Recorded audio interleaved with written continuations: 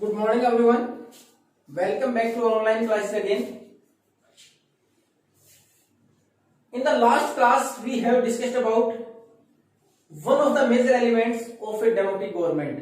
हमने किसी भी लोकतांत्रिक सरकार में क्या कुछ जरूरतें हैं, क्या कुछ महत्वपूर्ण चीजें उनके बारे में डिस्कस कर रहे थे। शुरुआत में हमने पढ़ा था पार्टिसिपेशन, सबसे महत्वपूर्ण था लोगों की भागीदारी, लोग उसमें भाग लें। डेमोक्रेसी का मतलब तो लोगों की सरकार। और सबसे महत्वपूर्ण चीज हमने पढ़ी थी, लोग भाग कैसे लेते हैं, थ्रू इलेक्शन। सबसे महत्वपूर्ण तो इलेक्शन के द्वारा, चुनाव में वोट डाल के अपने प्रतिनिधि चुनते, रिप्रेजेंटेटिव चुनते हैं। देन आफ्टर, उसके बाद हमने तो दूसरा देखा कि दूसरा तरीका कौन सा पार्टिसिपेशन का, अगर आपके अनुसार काम नहीं होता है या फिर अच्छी प्रकार सरकार काम नहीं करते, we can go on strike, हड़ताल कर दें, प्रोटेस्ट, सिग्नेचर कैंपेन। तो हम इवन इन मीडिया, हम मीडिया के अंदर उसके बारे में आवाज उठाएं, न्यूज़पेपर वगैरह में आवाज उठाएं, सरकार के खिलाफ हड़ताल करते हैं, धरने प्रदर्शन करें। तो ये सारी चीजें किसमें शामिल थी, पार्टिसिपेशन का एक तरीका था। और जो lower sector of society, they can make their own organisation, अपने संगठन बना ले, अगर अकेले नहीं लड़ सकते हैं सरकार के खिलाफ। तो फिर हमने इस पार्टिसिपेशन के बाद ये महत्वपूर्ण चीजें हमारे की एलिमेंट्स की पढ़ी।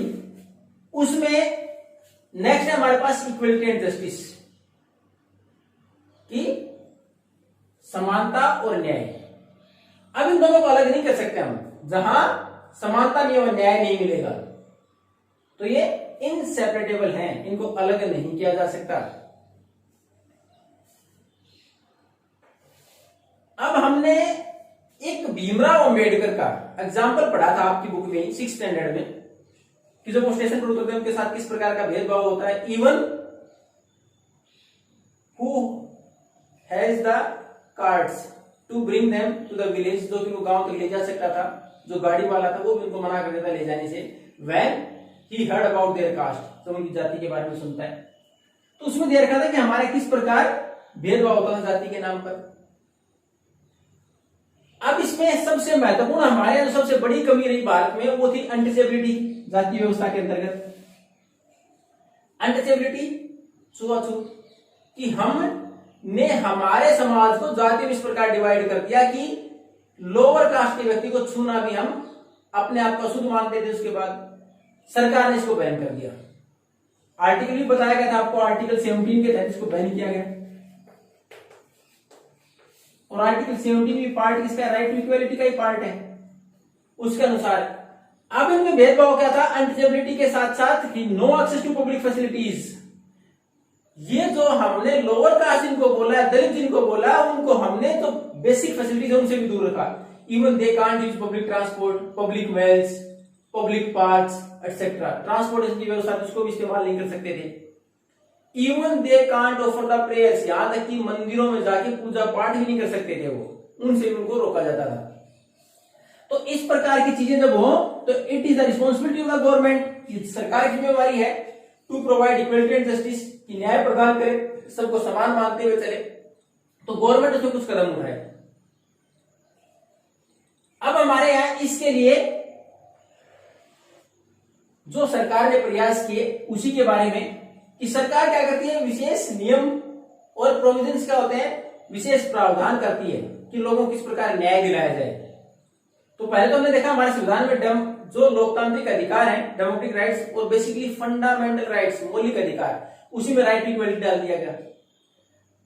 Very first right of fundamental right is right to equality. हमारा जो पहला ही अधिकार है लोकतांत्रिक अधिकार, मौलिक अधिकारों में कौन सा है, फंडामेंटल राइट्स में, वो हमारा राइट टू इक्वलिटी, समानता का अधिकार, कि सब समान है हमारे सामने, किसी के सामने किसी प्रकार का कोई भेदभाव नहीं किया जा सकता।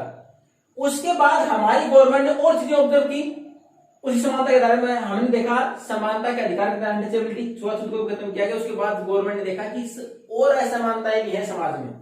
उसमें सबसे महत्वपूर्ण जो चीजें ऑब्जर्व की गई कि हमारे असमानताएं किस प्रकार की है, कि सामान्यतः जो जितने भी हमारी हिंदू फैमिलीज है उसके अंदर, भारत के अंदर कोई भी परिवार है उसमें लड़के और लड़की के अंदर बहुत ज्यादा डिफरेंस करते हैं।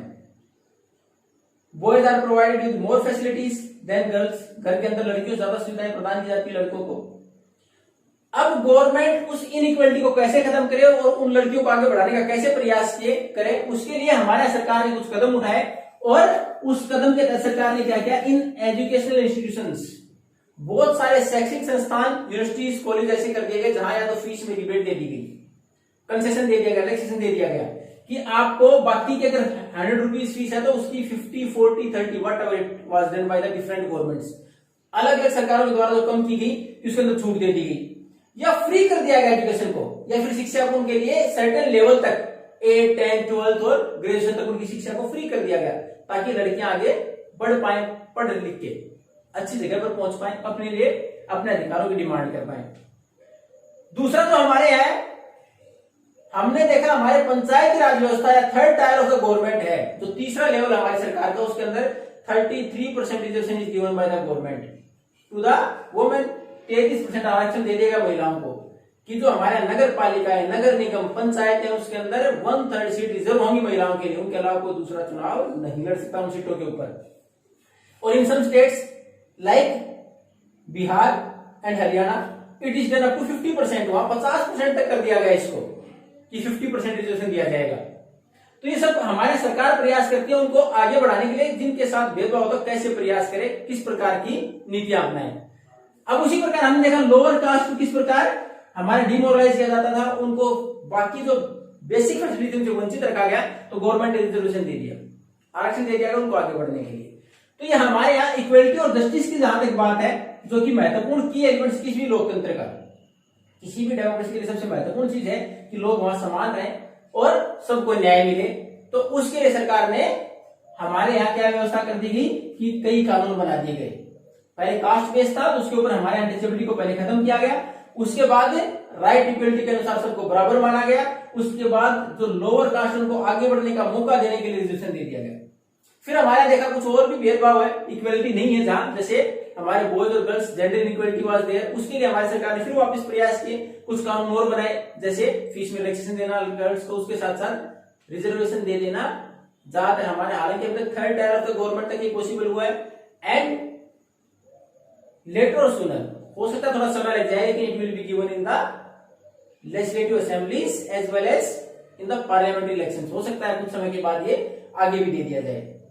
तो ये हमारे यहाँ न्याय प्रदान करने के लिए की सबसे महत्वपूर्ण चीज है ये, उसके साथ न्याय प्रदान के लिए सरकार क्या कुछ कदम उठा सकती है। ये हमारा जो लेसन था 4th सिविक्स का, इट इज कंप्लीटेड, ये हमने कंप्लीट कर लिया।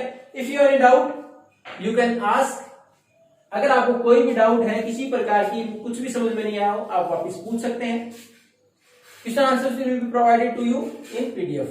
Thank you and have a nice day.